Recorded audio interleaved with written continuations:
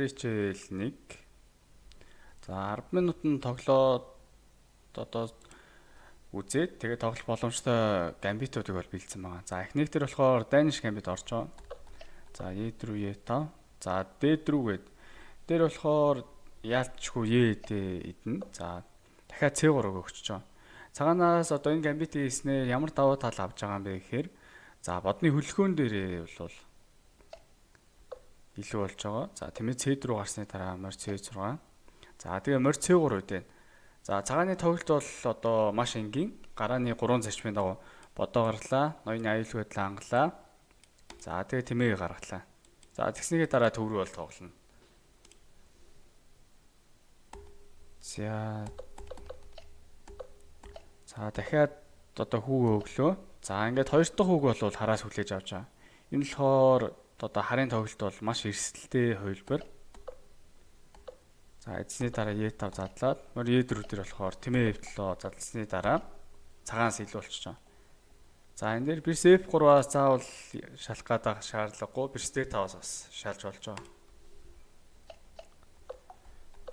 За тэмээ B4-д болох бол компьютерийн нүүдлийн үед одоо хамгийн сайн нүүдэл гэж бол үнэлж байгаа.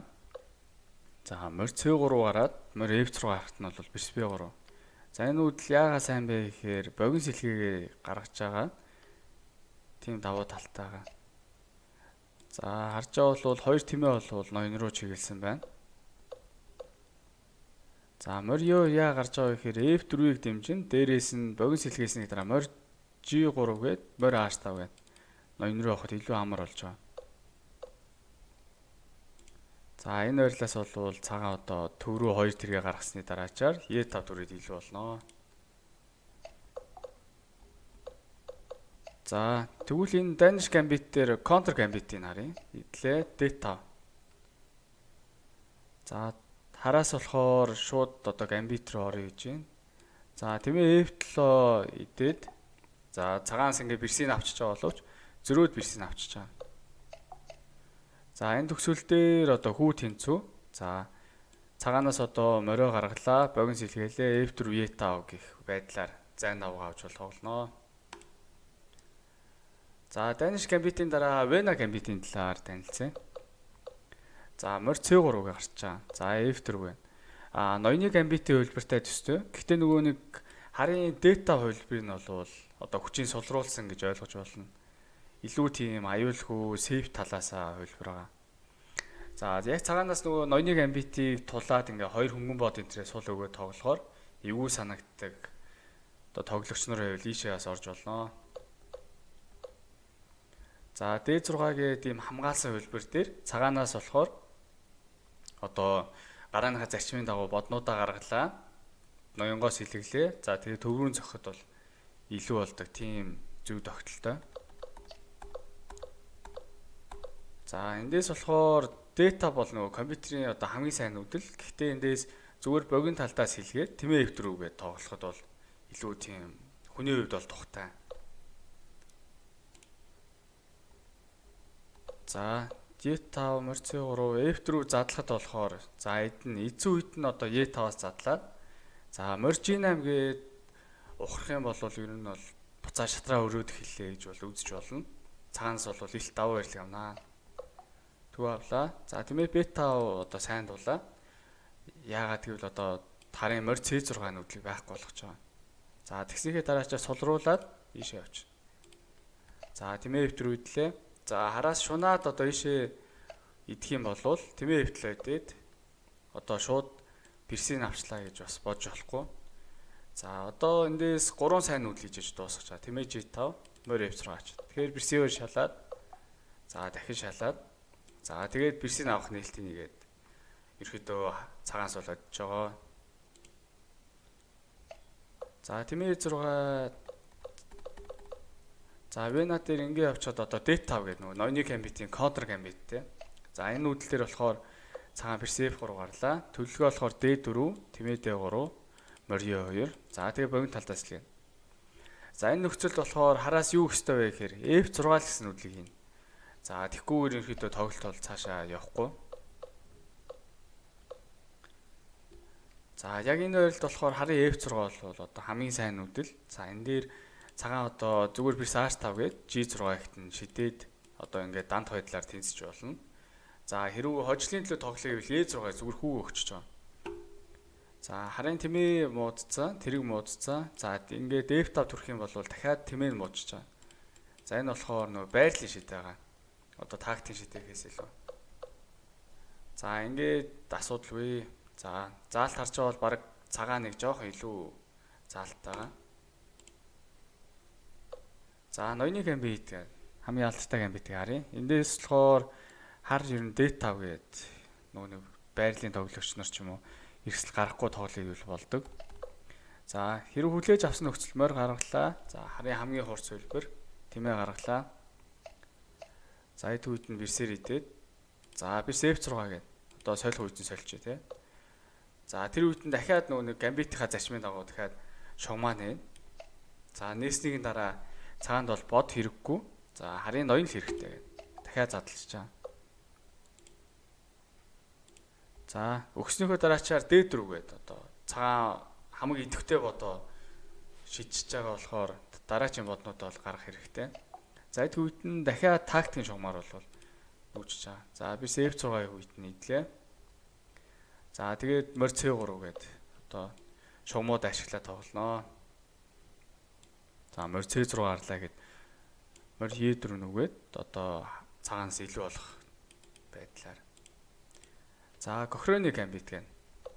За энэ болохоор нөгөө Петровын хамгаалалт дээр гарч ирдэг тим гамбит байгаа. Идлээ. За D6 нэг үед нь ухрахын оронд морь F7 шидчихэж байгаа. За бодоо шидсэнсэндээ D4 гээд одоо тийм байрлалын шугамаас нүүдэл хийж байгаа. За энэ тоглолт болохоор ер нь тийм айгүй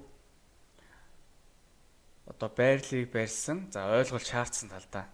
Бараг гамбит гэж нэрлэхээргүй тийм гараагаа. За хэрвээ морь E4 идэх юм бол за гамбит болох нь өөрх байдаг. Тэрнийх нь өөрхөнд бол унчиж байгаа. Тэгээд за E4 морь идснээр бол илүү болноо. За тэмээ эдлогийн 50 тоглох юм бол морь гарлаа. Дуллаа сэлгэлээ. За тэмээг татсны дараачаар бол E5-аас түрээд. За харын боднууд бол илүү ч гэсэндээ огт тийм ажилгүй боднууд. За цагаанаас дараачийн нүүдэл бол морь татлаа C4. За бас F4 F5-аас явах тийм санаатай байгаа. За дараачих нь Скандинавia хамгаалалт дээр хараас гарч нүүдэг. За тэн дээр болохоор цагаанаас Leonhardt гамбитыг бол хийж болдог. B4 морь B5. За яг гарааны хувьд одоо сайн муу нүүдлэхээ дүнэлтээр болохоор морь B5 бол тийм зөв сонголт бол биш. За гэхдээ яг тактикийн шугамаарч буюу тийм өрхөнд оруулахад маш тохиромжтой гараа.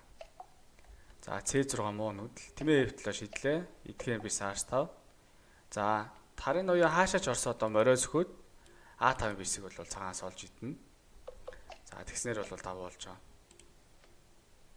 За Budapest гамбитийг одоо хараас нь бүгдээрээ үзэж танилцъя. За D4 үед нь эхэлж морио гарлаа. За C4 үед нь бол E5 гэж тоглолцдог. За эд үед нь морь E4. За харын цаанд болохоор тэмээ C5 байна. Тэмээ F4, B4 гэсэн санаа. За энэ дээр морь F3 гарахт нь за B6 гэдэг. За энэ нүүдэл болохоор яг тийм зөв нүүдлэхээс илүү тийм цагааны бирсийг ингээ өргөтгөж байгаа нүүдэл. Албаар ингээд морь тэрэг хоёрын дунд давхар зохилт хийлгүүлээд тэгээд тэмээ B7 гэж өгсөний дараачаар цагааны бирс баригдчихаа. За бирсээ гарах гэж оролдоод A6 явах юм бол дуулаад дараачаар морь орж ирээд тэгээд A6 гэдээ барьчихаа. За энэ нь болохоор нөгөө гараан дээр бирсээ битгий ихт гаргаж бай гэж хэлдэг. За ийм учиртай байгаа. За хэрвээ одоо нөгөө Budapest гамбитийн тэмээ B4 хамгийн хүчтэй нүүдийн нөгөө байхгүй болох чи тий A3. За энэ нөхцөл болохоор D6 дахиад шугамаа нээж байгаа. За хэрвээ D идэх юм бол тэмээ D6 идээд за морь F3 гэдэг энгийн тоглох гэж оролдвол нөгөө Budapest гамбитийн за өрхөнд нь унчиж байгаа. Морь F2 шидээд тэмээ G3. За бирс C2-гээ тоглох юм бол хараас яаж болох вэ гэхээр тэмээ F5 тавьчих чаа. Дараас нь оруулаад дараа нь морь G3-аас нэ. За энэ нүүдэл болохоор яг байрлал ойлголтынхоо хувьд тийм зөв нүүдэл биш ч гэсэндээ яг богино цаг дээр ч юм уу Belize Rapid дээр бол тоглох боломжтой нүүдэл байгаа. За дараачих нь England Gambit гэнэ. За бас хараас нь. За энэ Gambit-ийг ерөнхийдөө яг анх сурж байгаа хүмүүс болохоор баг их нь мэддэг. Хэрэг гарах юм бол Brisbane рүү шалаад за Тимэдэ 2 татт нь бол Brisbane 2 хийж чаа. За эндээс морь C3 гээд тоглох юм бол цагаанаас одоо амархан даваа авах боломжтой байдаг. Морь D5 нүүдлийн дараа. Гэтэ Тимэ C3 гээд ингээд хамгаалцтай гэж бодоход Тимэ B4 гэсэн нүүдлэр бол хар илт дав болж байгаа.